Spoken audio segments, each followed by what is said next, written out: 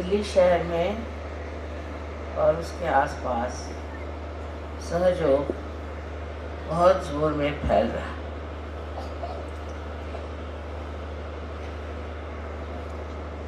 ये एक बड़ी आश्चर्य की बात कि दिल्ली शहर राजधानी है और यहाँ अधिकतर लोग सत्ता लोलुप हैं। जो सत्ता पर हैं उनके आगे पीछे लोग दौड़ते हैं। लेकिन ये सब होते हुए भी अपनी आत्मशक्ति को खोजना, अपना आत्मबोध कराना और आत्म साक्षात्कार को प्राप्त होना, ये इच्छा रखना ही बहुत आश्चर्यजनक है। मुझे ऐसी उम्मीद नहीं थी, क्योंकि ये सूक्ष्म चीज, अत्यंत सूक्ष्म है। ऊपरी तरह से हम हर चीज को बहुत मानते हैं। जैसे है, मैंने बहुत बार आपके सामने उदाहरण दिया कि एक सुंदर सा चित्र अगर आप देख रहे हैं और उस चित्र में बरसात हो रही है, बहुत सुंदर फूल हैं, पक्षी उड़ रहे हैं और आप चित्र को देख के बहुत खुश हो रहे हैं। लेकिन उस चित्र की जो अनुभूति है वो आप में, इसलिए उसकी अनुभूति लेने की आवश्यकता है। और अनुभूति लेने के लिए एक बहुत सूक्ष्म विचार चाहिए। वो सूक्ष्म विचार आपके अंदर जागृत हो गया, यही कमाल है कि हमने अभी तक यथार्थ को पाया है, हमने अभी तक असलियत को पाया नहीं। कोई न कोई ऐसी चीज है जिसके पीछे हम भागते हैं, उसमें सत्य नहीं है। और इस प्रकार मनुष्य कहां से कहां भटक जाता है। बाह्यता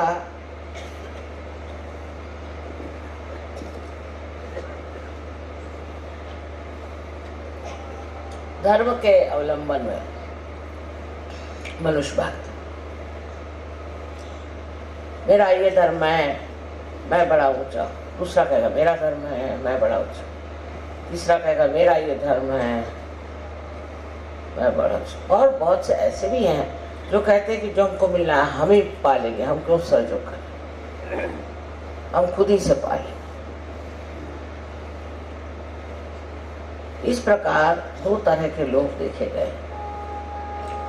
एक तो जो अपने अहंभाव में खो गए और दूसरे जो हैं वो शरणागत होकर गलत चीजों में घुस गए। ये दोनों तरह की व्यक्तियां सूक्ष्मता में नहीं उतर सकती। उसी में उनको मौज आती, उसी में आनंद में। एक सोचता है कि मैं तो बस इस चीज में पड़ा हूँ, अब मैं बस रात दिन भजन कीर्तन सवेरे 4 बजे उठ करके पठन करते रहता हूँ। एक साहब मुझे मिले थे, अभी जवान थे। मैंने उनसे कहा कि सहयोग में आने के लिए तुमको कुछ करना नहीं। पहले कुछ नहीं करने का, मैं कहने कुछ नहीं करना। तो कहने लगा फिर सुबह से उठ के करना क्या? कुछ तो करना ही चाहिए सुबह से उठ के। तो ये जो भावना हमारे अंदर है कि हमें अपने को प्राप्त करने के लिए, अपने को जानने के लिए कुछ करना है, सो गलत है।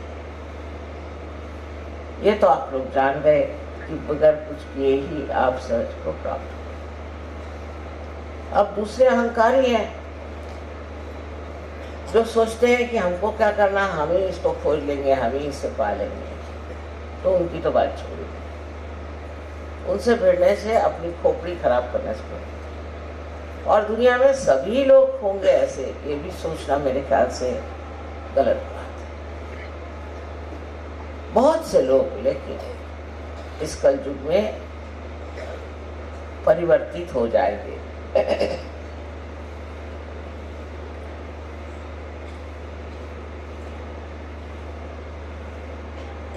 क्योंकि ये परिवर्तन का समय, इस समय में परिवर्तन होगा ही, आप चाहें या न चाहें। किंतु चाहने पे इस परिवर्तन की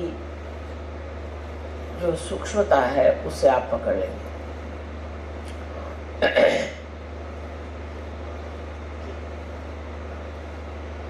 उदाहरण के लिए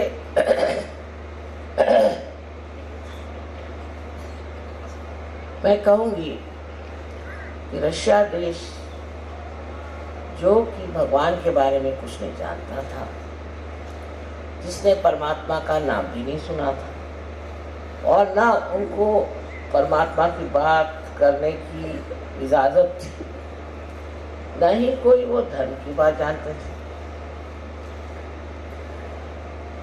और बड़ी ताड़ना में, बड़ी कठिन समस्याओं में वो बेचारे बंद थे, घुट रहे थे। उस घुटन में उनमें कौन सी ऐसी बात हो गई जो वो सहज में उतर गए? किस बात के कारण ये लोग एकदम से सहज में आ गए? वो बात है जिसे हम कहते हैं कि अपने को पहचानना। इसको अंग्रेजी में इंट्रोस्पेक्शन कहते हैं। हम अगर ये समझे बैठे कि हम परिपूर्ण हैं तो कार्य नहीं हो सकता। हमको ये देखना चाहिए कि हमारे अंदर कौन से दोष हैं, और सहयोगी होने के बाद भी ये देखना अत्यावश्यक है। सहयोग फैल रहा है, फैलती हुई चीज फट भी जाती, और जो हमारे अंदर सूक्ष्म से सूक्ष्म ऐसे दोष हैं वो पकड़ लेते हैं। मैं इस बार आई तो सुना कि नोएडा के जो गाने वाले थे उनमें 2 भाग हो गए। फिर सुना कि नोएडा में भी 2 ग्रुप हो गए, फिर और जगह भी ऐसे 2 ग्रुप हो गए, कहीं 4 ग्रुप हो गए, फिर 5 ग्रुप। ये बहुत खतरनाक चीज है। अब ग्रुप कैसे बनते हैं इसको बारीकी से देखना चाहिए। ईसा मसीह ने कहा था कि बीवेयर ऑफ मर्मरिंग सोल। कुछ लोगों की आदत होती है कि वो कुछ न कुछ किसी के दोष देकर बोलना शुरू कर देते कि उनका ऐसा है, उनका वैसा है। फिर 4 और इकट्ठे हो जाते हैं, फिर 10 और इकट्ठे हो जाते हैं। आप दूसरों का दोष देखने के लिए अगर आए हैं तो बेहतर है आप किसी न्यूज़पेपर में चले जाइए। यहाँ तो आप अपने को पूर्णतया एक आत्म साक्षात्कारी बनाने के लिए, तब अपने ही दोष देखना ठीक है, क्योंकि अपने दोष हम ही ठीक कर सकते हैं, दूसरे तो ठीक नहीं कर सकते। दूसरों के दोष देखने से हमारे दोष कैसे ठीक होंगे ये मेरी समझ में नहीं आता। इसलिए इस तरह की जो एक विशेष तरह की हस्ती होती जिसे मर्मरिंग सोल कहा गया, जो दूसरों के बारे में बताते रहते, मेरे सामने भी चलता है, उन्होंने ऐसे किया, उन्होंने वैसे किया, उन्होंने, आपने क्या किया?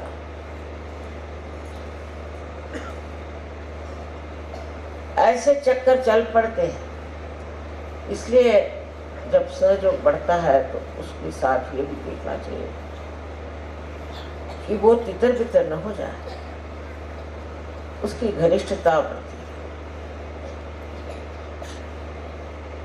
हमारे अंदर एक और बड़ी विशेषता है, इस सहयोग का जो नाटक है उसमें लोग सोचते हैं कि लीडर माने हम लीडर है, वो लीडर है, वो लीडर। एक मजाक, लीडर लीडर है क्या? कुछ नहीं। लेकिन उसके लिए लड़ाई झगड़ा। दिल्ली शहर में रहते हैं ना, तो यहाँ के लोगों को देख करके आपको भी यही सोचता है, ये सब नामधारी है, इसमें कोई खासियत नहीं।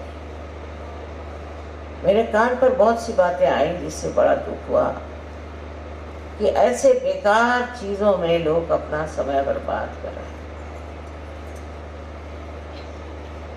जिस तरह से रशिया में हुआ है, वैसा होना शायद यहाँ संभव न हो, क्योंकि हम लोग अमन चैन से हैं, सब कुछ ठीक ठाक है, ऐसा कोई दबाव हमारे ऊपर नहीं। तो जिनके पास कोई काम धंधा नहीं है, वो ऐसे ही धंधे करते बैठते, इधर से उधर बात लगा, उधर से उधर बात लगा। तो एक दूसरों की स्पर्धा करना या जलना ये सहयोग में हो ही नहीं सकता। अगर ये सब कुछ आपको हो रहा है तो आप समझ लो अभी आप सहज के दर किनारे भी नहीं।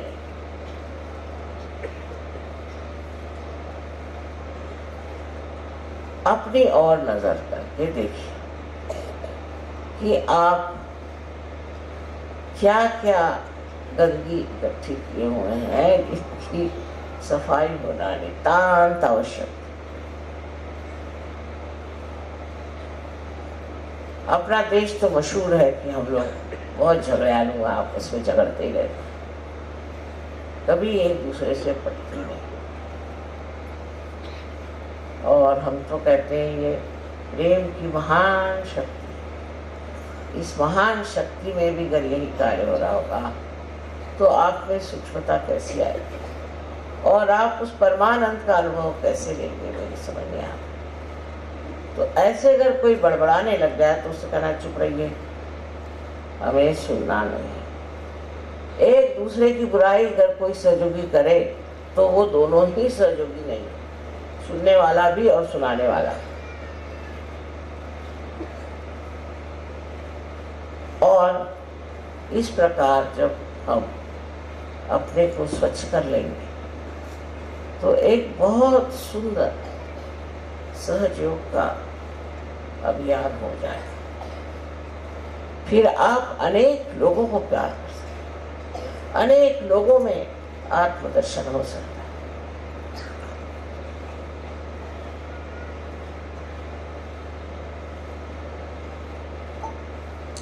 अब अपनी जिम्मेदारी को और आप समझिए। आज संसार में रोज अखबार पढ़िए तो रोना ही आता है, क्या न क्या गड़बड़ हो रही है, हर तरफ से कैसा आतंक हो जाए।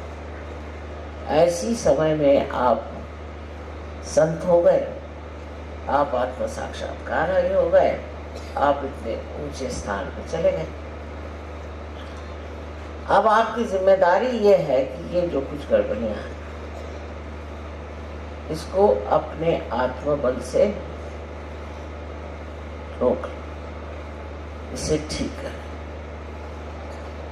आपको लड़ने झगड़ने की किसी चीज की जरूरत नहीं, क्योंकि आपके अंदर वो आत्मबल है जिस बल बूते पर आप ये जो तनाव, जो झगड़े, जो आफतें आज अपने देश में हैं, उन्हें पूरी तरह से आप ठीक कर सकते।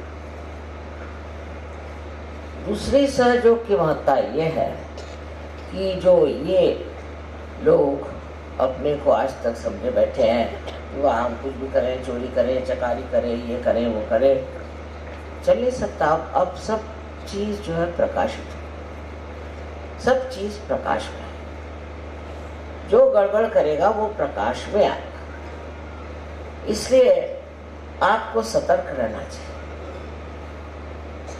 और ऐसे लोगों के पीछे जाने की कोई जरूरत नहीं। धर्म का मतलब सिर्फ इतना ही नहीं कि धारणा करना और आप साधु बाबा बन के और समाधि लगा के बैठ गए, ये सहयोग में मतलब नहीं, और जगह होता उसमें। लेकिन धर्म का मतलब यह है कि जो धर्म आपने धारण किया, जिस धर्म के कारण आपके अंदर इतनी विशेषताएं आ गई, जिसके कारण आज आप आनंद विभोर हैं, वो धर्म भी दूसरों में बांटे और इस धर्म के अपने माध्यम से दर्शन दें। आपको देखकर लोग कहें कि ये कोई विशेष है। लेकिन आप अगर और लोगों की तरह आपसी लड़ाई और तमाशगिरी करें तो कौन मानेगा कि आप सहयोगी हैं? आपकी शांति, आपका औदार्य और आपकी सहिष्णुता सब कुछ एक साथ देख करके कोई भी अचंभे में पड़े, और आपके अंदर सारी शक्तियां, आपको हाथ चलाने की जरूरत नहीं, कुछ कहने की जरूरत नहीं। करने वाले बहुत बैठे, आप जानते हैं इस बात को, और वो जो करने वाले हैं वो सब कर बैठेंगे, सिर्फ आप शांतिपूर्वक अडिग देखते मात्र। सारा नाटक आप देखते रहें जो आप कर सकते। तो एक तरफ तो अपनी और नजर होनी चाहिए कि मैं क्या कर रहा हूँ, मैं कौन से गर्त में घुसा जा रहा हूँ, ये चार लोग बड़बड़ा रहे हैं, मैं इन्हीं के साथ लग गया हूँ क्या? और दूसरी तरफ नजर बाहर कि मेरे कारण कुछ लोगों को लाभ हो रहा है कि नहीं, कि मैं अपने स्वार्थ के लिए सहयोग में आया। अब पहले से हालत बहुत थी। शुरू में तो ऐसी चिट्ठियां आती थी कि बस मेरे माँ के बाप के फलाने के निकाने के टुकाने के कुछ के उसको बीमारी हो गई, माँ उसे ठीक कर। सारे दुनिया के ठेकेदार और सहयोगी भी बहुत लगे रहते थे। अब वो चीज छूट गई, उतनी खुदगर्जी खत्म हो गई। अब दूसरों के बारे में जरूर सोचना, पर तो भी ये जिद है कि आपको तो आना ही पड़ेगा लखनऊ या कानपुर, आना ही पड़ेगा, या बाराबंकी तो आना ही पड़ेगा। लेकिन बाराबंकी से आप लखनऊ तशरीफ क्यों नहीं ले आते? मैं तो मारे मारे फिरूं, लेकिन आप 10 मील भी नहीं आ सकते हुजूर। ये भी कोई तरीका है? और उस पर बड़े सोचे कि बड़े पैमाने पे गदर हो जाता। चलो भाई, मैं जाकर जाने को तैयार, पर हर जगह तो मैं नहीं जा सकती। तो मैं देखती हूँ कि इसमें भी एक अहंकार तो नहीं कहूँगी मैं, पर एक चिपका हुआ सिक्का है कि हम लखनऊ में रहते तो लखनऊ, बम्बई में रहते बम्बई, और दिल्ली में रहते तो दिल्ली। अगर माँ एक मर्तबा दिल्ली नहीं आए तो सब लोगों की हालत खराब हो।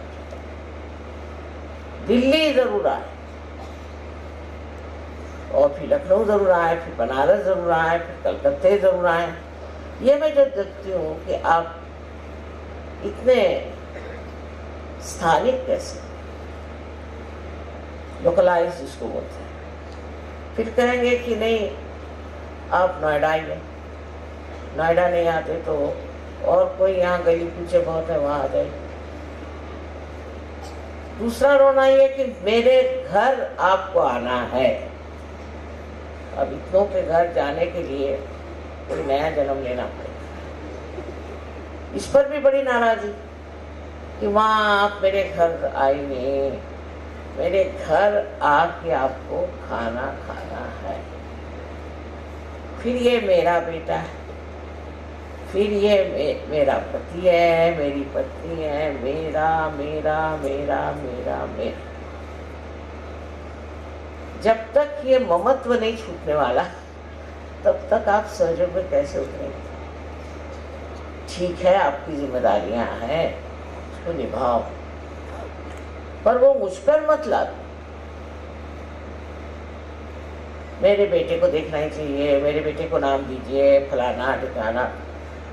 सुबह से शाम तक नाम देते देते मैं तो हार गई। मैं सोच रही एक डिक्शनरी बना लूं।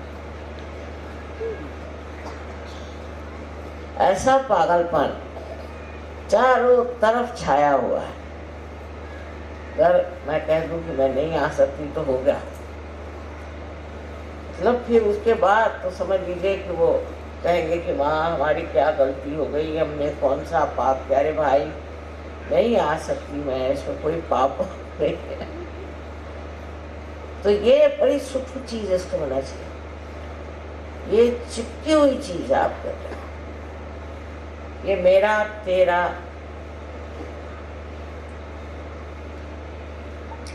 कबीरदास जी ने बड़ी सुंदर बात कही कि जब बकरी जिंदा होती है तो मैं करती है, जैसे हम लोग भी करते हैं। पर जब मर जाती है तो उसके दांत से धुनकनी की तान बनाते हैं, और जब धुनकनी चलाई जाती तो कहते तू ही तू ही तू ही।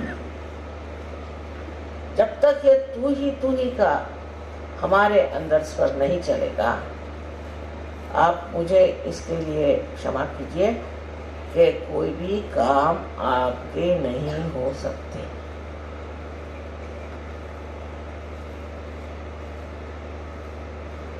अगर आप करके सब दिखा सकते हैं तो कर लीजिए, पर अगर आप उस पर छोड़ने की क्षमता रखें और कहें तू तो वो तो करके दिखाई देगा। और जिसने इसका अनुभव किया वो तो तू ही भी नहीं कहता है, वो जानता है कि वो है। ऐसे काम बनते हैं कि मुझे एक साहब बता रहे थे कि रोज कम से कम 20-25 मिराकल्स घटित होते हैं हमारे साथ। तो अब सोचने की बात क्या है,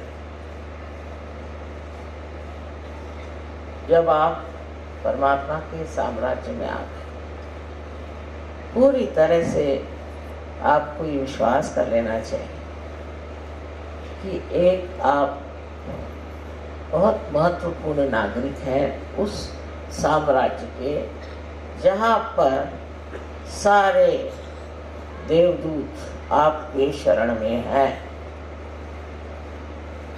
जो कुछ भी कमी हो उसे वो पूरी कर दे, लेकिन उसका देखना भी आना चाहिए, उसकी दृष्टि भी होनी चाहिए। अगर आपके ऊपर हजारों ऐसे नजारे उतारे जाएं और आप देख ही नहीं सकते तो फायदा क्या, अंधों को दिखाने से फायदा क्या। इस प्रकार के आप सबको अनुभव आए, लेकिन सबसे बड़ा अनुभव यथार्थ माने वास्तविकता। यह अनुभव जितना सूक्ष्म है उतना ही वो विस्तार होगा। यथार्थ में जब आप देखते हैं तो आपको दिखाई देगा कि आप कोई छोटे नहीं, और आप बिल्कुल छोटे भी हैं और तो भी आप सारे आकाश में समान हैं। जैसे कि एक बूंद समुद्र में मिल जाए तो वो क्या देखती है कि वो समुद्र हो गई। अब समुद्र जहाँ जाए, जहाँ ले जाए, जो करे उसके साथ वो घूमती रहती, भटकती रहती, नाचती रहती। उसको अपना अस्तित्व ही जब नहीं रह गया तो वो झगड़ा किससे करे। और क्यों करें?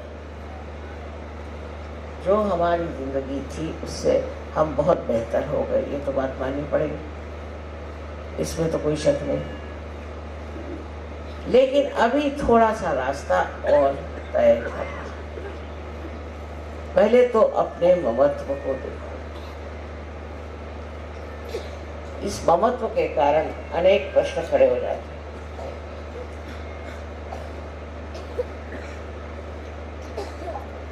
देश में पहले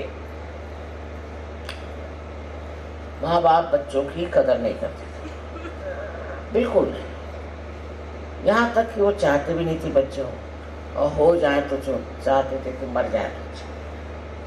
और जब सहज में आ गए तो चिपक गए बच्चों से। फिर उनके लिए बच्चों के सिवा और कोई सवाल ही नहीं रहे, बच्चे ही सब कुछ हो। अजीब चीज है, एक तरह से छूटे तो दूसरे को चिपक गए। और हमारे देश में तो ये चिपकन बहुत जबरदस्त है। हम लोग यही सोचते हैं कि बच्चों के करता धरता हम।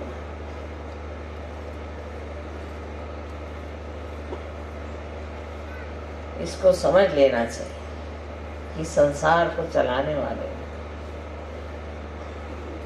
परमात्मा और उनकी परम शक्ति, वो सब इस आपके बच्चे परिवार सबको देख रहे हैं। उनसे अच्छा तो आप नहीं देख सकते, तो आप क्यों बेकार में परेशान? बार बार आप पूछेंगे भाई बच्चा कैसे है, बच्चे की हालत कैसी है। फिर बच्चे से कोई बचा रहा तो फिर बीवी, फिर पति, फिर अम्मा, ये ऐसे ऐसे रिश्तेदारी है। उसका निवाह करना दूसरी बात है, पर उसमें बह जाना दूसरी बात है।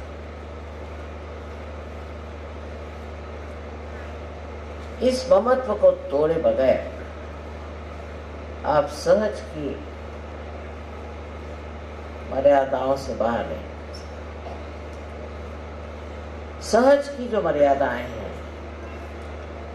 वो इस तरह से बंधी हुई है। इससे ऊपर उठने के लिए आपको बहुत सी बातों की तरफ ध्यान देना चाहिए। छोटी छोटी बातों को मनुष्य चिपक जाता है।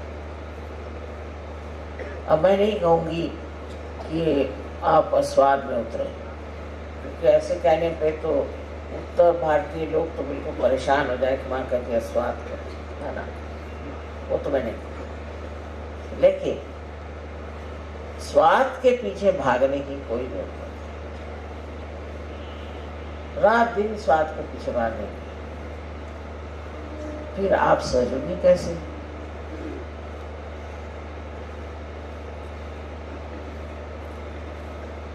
कोई भी बात करने से आपको आत्मानंद की अनुभूति होनी चाहिए। सो कैसे? हर एक चीज की ओर आप ऐसे देखें जैसे कोई एक नाटक देखें। ये सारा नाटक है और ये नाटक चल रहा है, देख रहे हैं आप। कभी मजाकिया बातें हो रही, कभी कुछ और बातें हो रही। आपका कुछ लेना देना इससे नहीं। आप देखते हुए हंस रहे हैं, देखते हुए रो रहे हैं, बस। लेकिन इसके अंदर आपका कोई भी समावेश नहीं है। आप बाहर से इसे देखें तो आप आश्चर्य करेंगे कि आप जल्दी से किसी भी चीज को क्षमा करें। कल एक साहब ने बताया कि माँ ये अभी सिगरेट पीती। वो सोचा कि मैं बिगड़ूंगी। मैंने कहा नहीं ठीक है, सिगरेट आसानी से नहीं छूटती। लेफ्ट विशुद्धि अगर हुई तो उससे सिगरेट पकड़ी जाती। उनकी लेफ्ट विशुद्धि तुम ठीक करो, देखो उनकी सिगरेट छूट जाए। तो सारी दृष्टि ही ऐसी बदल जाती है कि जिससे आदमी सोचता है कि इसको किस तरह से सुधारा जाए, क्या ठीक किया जाए। किस तरह से बनाया जाए, किस तरह से जोड़ा जाए। एक तरह की जो आज तक बुद्धि हमारी विश्लेषण, एनालिसिस को करती थी, वो सिंथेसिस, वो सब जोड़ने की क्रिया, और उस जोड़ने को जो हम चाहते हैं, पूरी तरह की मदद परमात्मा से मिलती है। आप समझ लीजिए कोई आकर मेरे पास किसी बुराई करता है, एक बार, ये तो हमारी आदत को छूटती नहीं ना, तो मेरे पास भी आकर बताते हैं वो आदमी ऐसा वैसा, तो कुछ थोड़ा झूठी हो, मैं उससे कहती हूँ, अरे भाई वो तो तुम्हारी तारीफ ही तारीफ कर रहा,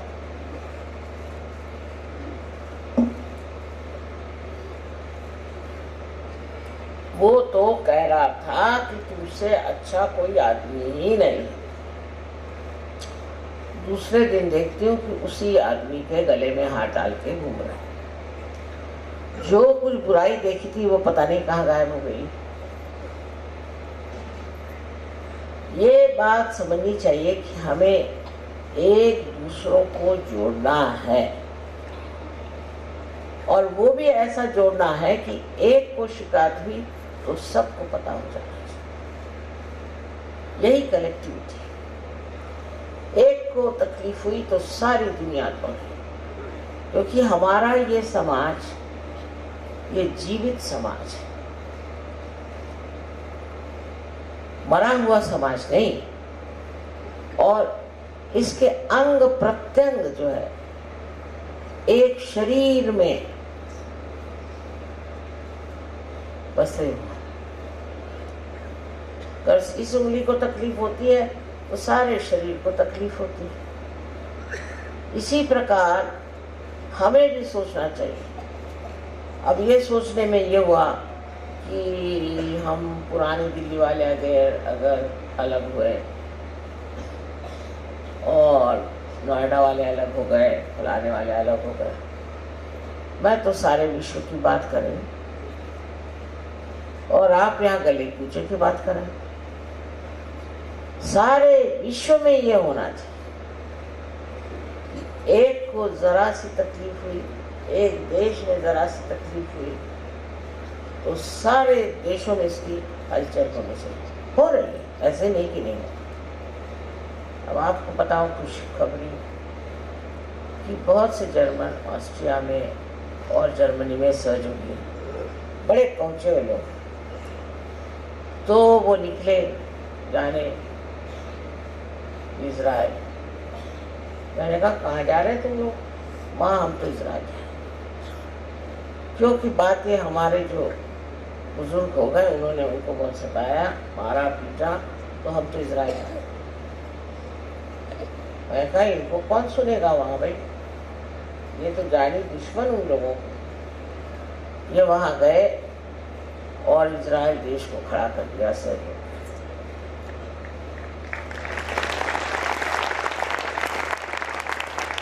अब उससे और एक अच्छी बात बड़ी खुशखबरी, मैं इजिप्ट गई तो बहुत मुश्किलों से बेचारों को वीज़ा मिले, माने इजरायलियों, क्योंकि इजरायली जो हैं वो माने हुए दुश्मन है मुसलमानों के। पता नहीं क्यों, गलत बात है, लेकिन हाँ। तो 20 इजरायली वहाँ इजिप्ट, और मैं देखती क्या हूँ कि वहाँ के इजिप्शियन सहयोगी जो हैं उनके गले मिल रहे, उनसे प्यार की बातें कर रहे। आनंद की बात है कि इजराइल से इतने दूर से इजिप्ट में आए और वहाँ के इजिप्ट सहयोगी से दोस्ती करें, फिर सारे वहाँ पे कैरो में जहाँ जाना वहाँ सबसे बात करना है, उनके लिए मिठाइयाँ ला। ये सोचता कब है? मैंने नहीं कहा, ये अंदर से ही सोचता है कि भाई इजिप्ट के लोग हमसे दूर हैं, हमारे दुश्मन हैं, चलो वही प्यार का करिश्मा देखिए। और पहुंच गए, मैं पहुंची, उसके दूसरे दिन मैंने आए कैसे, आ गए, वीजा भी मिल गया, सब हो गया हमारा। ये पहली पहचान कि किस तरह से प्यार का दान आप दूसरों को दे सकते हैं। लेकिन ये तो तभी होगा जब आप अपने से हटेंगे, जब अपने ही अंदर आप कूद रहे हैं तो बाहर क्या होगा।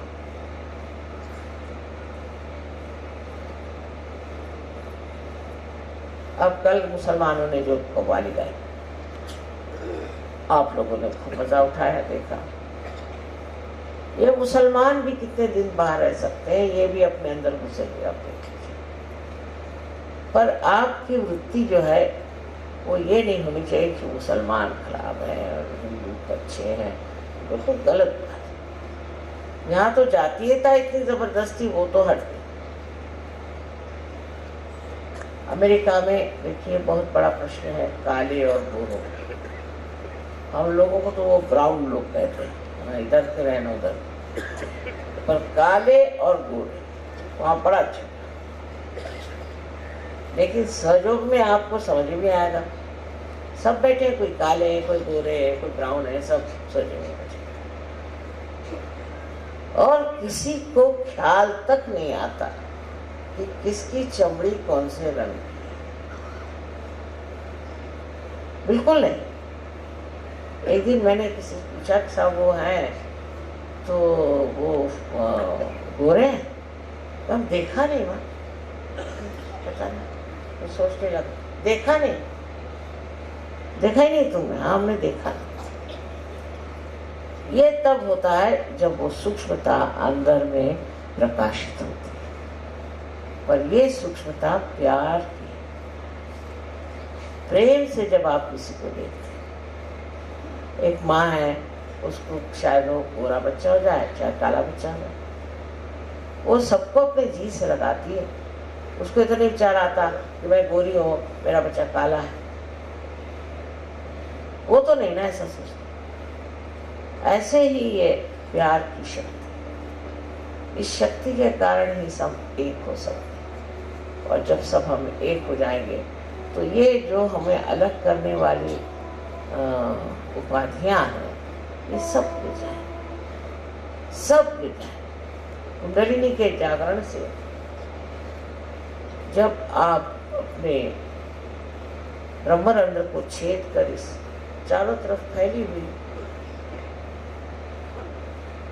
पवित्र, शुद्ध, निर्मल प्रेम शक्ति को प्राप्त होते हैं, तो वो शक्ति ही आपको ये प्रदान करती है। और आपको इसमें मजा आता है।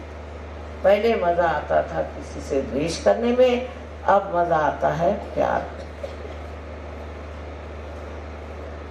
अब यहाँ से बहुत से लोग प्रदेश में गए, वहाँ से मुझे खबर भेजते, माँ यहाँ आओ, यहाँ सहयोगी बहुत कम है, हम चाहते हैं यहाँ सहयोग।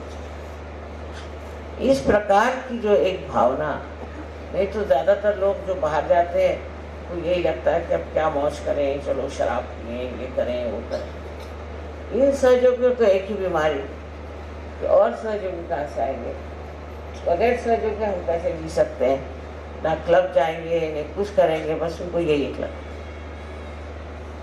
तो इस प्रेम शक्ति से एक सूक्ष्म आनंद भी जाता है। उसी के कारण हम ऐसे एक साथ एक स्वर में मिलते हैं। हमारे मेयर साहब इटली में कहने लगे कि हम लोग चर्च में जाते हैं तो 15 मिनट बाद घड़ी दिख रही थी, और जैसे आधा घंटा होता है तो सब लोग भाग खड़े हो जाते। और आप क्या जादू करते हैं कि 9-9 घंटे लोग बैठे हुए अंदर, तो मैं क्या करूँ, बस प्यार का मजा ले रहे हैं। आनंद के सागर में डुबकियां लगा रहे हैं, और यही आनंद का सागर आपको अत्यंत स्वच्छ, अत्यंत निर्मल कर देता है, और वो ऐसी आपको शख्सियत देता है, ऐसा व्यक्तित्व देता है कि आप तो चमक उठते ही हैं, लेकिन आपको मिलने वाले भी चमक जाए। तो फिर से मैं यही कहूँगी कि लड़ाई झगड़ा इसका नाम भी मैं नहीं सुनना चाहती। कोई जैसा भी है उसके और नाटक फिर समझ के आपका काम सहयोग में टिकने का। आप सबको अनंत आशीर्वाद। आज उन्होंने पूछा था माँ कौन सी पूजा करेंगे, तो मैंने सोचा कि आज राजलक्ष्मी की